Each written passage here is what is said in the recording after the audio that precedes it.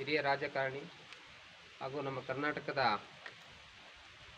ಮಾಜಿ ಮುಖ್ಯಮಂತ್ರಿಗಳು ಹಾಗೂ ಹುಣಸೂರಿನ ಹೆಮ್ಮೆಯ ಸುಪುತ್ರ, ಕಲ್ಲಳ್ಳಿ ಗ್ರಾಮದ ಈ ಒಂದು ಗ್ರಾಮದಲ್ಲಿ ಜನಿಸಿದಂತಹ ಆ ಮೇರು ಚೇತನ ಅಂದರೆ ಈ ಕರ್ನಾಟಕ ರಾಜ್ಯ ಮತ್ತು ಭಾರತ ದೇಶಕ್ಕೆ ರಾಜಕೀಯ ಇತಿಹಾಸದಲ್ಲಿ ಒಂದು ಅದ್ಭುತವಾದಂತಹ ತಮ್ಮದೇ ಆದಂಥ ಕೊಡುಗೆಗಳನ್ನು ಕೊಟ್ಟಿರ್ತಕ್ಕಂತಹ ದಿವಂಗತ ದೇವರಾಜು ಅರಸೂರವರ 111ನೇ ಜನ್ಮ ದಿನಾಚರಣೆಯನ್ನು ನಾವು ತಾಲೂಕು ಆಡಳಿತ ಹಾಗೂ ಹಿಂದುಳಿದ ವರ್ಗಗಳ ಕಲ್ಯಾಣ ಇಲಾಖೆ ವತಿಯಿಂದ ಈ ದಿನ ಅರಸೂರವರ ಹುಟ್ಟೂರಾದಂತಹ ಈ ಕಲ್ಲಳ್ಳಿಯಲ್ಲಿ ನಾವು ಆಚರಣೆ ಮಾಡ್ತಾಯಿದ್ದೀವಿ. ದೇವರಾಜು ಅರಸೂರವರು ರಾಜಕೀಯ ಇತಿಹಾಸದಲ್ಲಿ ತಮ್ಮದೇ ಆದಂಥ ಅದ್ವಿತೀಯವಾದಂಥ ಕೊಡುಗೆಗಳನ್ನು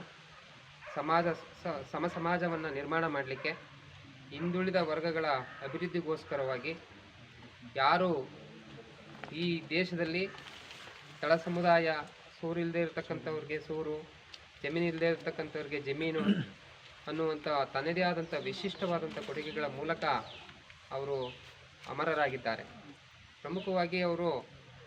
ಪ್ರಮುಖವಾಗಿ ಭೂ ಸುಧಾರಣೆ ಅಂತಕ್ಕಂತಹ ಒಂದು ಅದ್ವಿತೀಯವಾದಂತಹ ಒಂದು ಕಾನೂನನ್ನು ತಂದು ಯಾರು ಭೂಮಿಯನ್ನು ಗೇಣಿಗಾಗಿ ಪಡ್ಕೊಂಡು ಉಳುಮೆ ಮಾಡ್ತಾ ಇದ್ದಾರೆ, ಆ ಉಳುವವನೇ ಭೂಮಿಯ ಒಡೆಯ ಅಂತಕ್ಕಂತಹ ಆ ಕಾನೂನನ್ನು ಜಾರಿಗೆ ತರುವುದರ ಮೂಲಕ ಯಾರು ನಿರ್ಗತಿಕರಿದ್ದರೂ ಅವ್ರಿಗೆ ಭೂಮಿಯನ್ನು ಕೊಡುವುದರ ಮೂಲಕ ಅವ್ರಿಗೆ ಭೂ ಮಾಲೀಕತ್ವವನ್ನು ಕೊಟ್ಟು ಅವ್ರಿಗೆ ತಮ್ಮದೇ ಆದಂಥ ಬದುಕನ್ನು ಕಟ್ಟಿಕೊಡ್ಲಿಕ್ಕೆ ಕಾರಣೀಭೂತರಾದರು.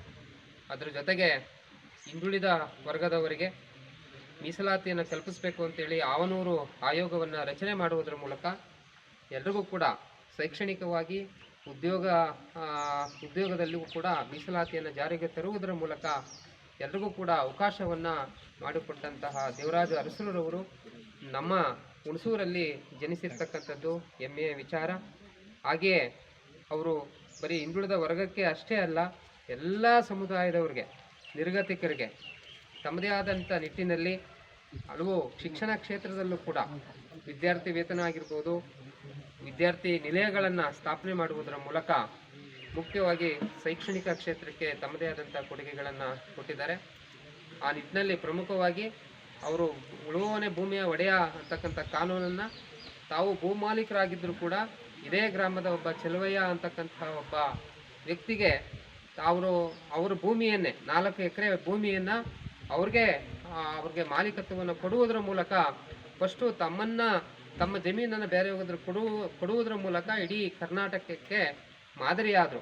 ಅದನ್ನು ನೋಡಿದಂತಹ ಎಲ್ಲ ಭೂ ಮಾಲೀಕರನ್ನು ಕೂಡ ಅವರ ನಡೆಗೆ ಅವರು ಏನು ಮಾಡಿದ್ರು ಅದನ್ನು ನಡ್ಕೊಂಡ್ರು. ಆ ನಿಟ್ಟಿನಲ್ಲಿ ಅವರ ನೀತಿಯನ್ನು ಎಲ್ಲರೂ ಕೂಡ ಅನುಸರಿಸಿದ್ರು. ಅದನ್ನು ಯಾರೂ ವಿರೋಧ ಮಾಡಲಿಕ್ಕೆ ಸಾಧ್ಯ ಆಗಲಿಲ್ಲ. ಆ ನಿಟ್ಟಿನಲ್ಲಿ ಇವತ್ತು ಅವರ ಜನ್ಮ ದಿನಾಚರಣೆಯನ್ನು ನಾವು ಇಲ್ಲಿ ಆಚರಿಸ್ತಾ ಇದ್ದೀವಿ. ಅವರ ಏನು ಆದರ್ಶಗಳಿತ್ತು, ಅವರು ಒಂದು ರೀತಿ ಆನೆ ಇದ್ದ ಹಾಗೆ. ಆನೆ ಇದ್ರೂ ಬೆಲೆ, ಅದಕ್ಕೆ ಸತ್ರೂ ಕೂಡ ಬೆಲೆ. ಹಾಗಾಗಿ ಅವರು ಆನೆಯಂತಹ ಪುರುಷರ ಜನ್ಮ ದಿನಾಚರಣೆಯ ಶುಭಾಶಯಗಳನ್ನು ಕೋರ್ತಾ, ಅವರ ಆದರ್ಶ, ಅವರ ಸಿದ್ಧಾಂತಗಳು ಅವೆಲ್ಲವೂ ಕೂಡ ಅಮರವಾಗಿರ್ತವೆ. ಅವೆಲ್ಲವನ್ನು ಕೂಡ ನೀವು ಎಲ್ಲರೂ ಕೂಡ ಮುಂದುವರಿಸ್ಕೊಂಡು ಹೋಗಬೇಕು. ಮುಂದಿನ ಪೀಳಿಗೆಗೆ ಅವರ ನೀತಿಗಳನ್ನು, ಮೌಲ್ಯಗಳನ್ನು, ಆದರ್ಶಗಳನ್ನು ಅನುಸರಿಸ್ತಕ್ಕಂಥ ಕೆಲಸ ಎಲ್ಲರಿಂದಲೂ ಆಗಲಿ ಅಂತ ಹೇಳಿ ನಾನು ತಾಲೂಕು ಆಡಳಿತದ ಪರವಾಗಿ ಎಲ್ರಿಗೂ ಜನ್ಮ ದಿನಾಚರಣೆಯ ಶುಭಾಶಯಗಳನ್ನು ಕೋರ್ತಾ ನನ್ನ ಮಾತನ್ನು ಮುಗಿಸ್ತೀನಿ.